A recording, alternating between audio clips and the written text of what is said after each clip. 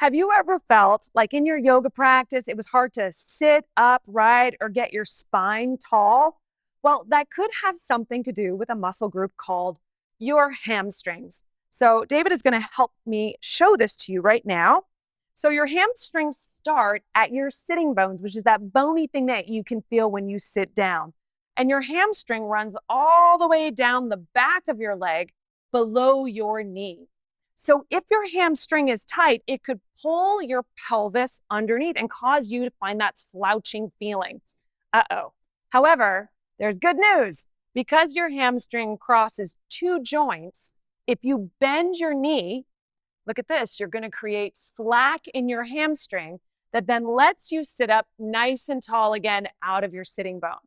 So this is the moral of the story. If your hamstrings are tight, you can bend your knee to give yourself a little bit more space and room. So let's take a look at this in another popular yoga pose called downward facing dog.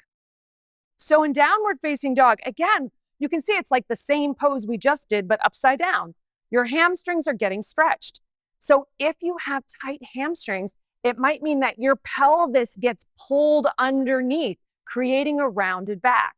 But just like we did in the other pose, it's an easy fix. If you bend your knees, you'll create slack in the back of your leg so that then you can extend through your pelvis and maintain a nice long spine.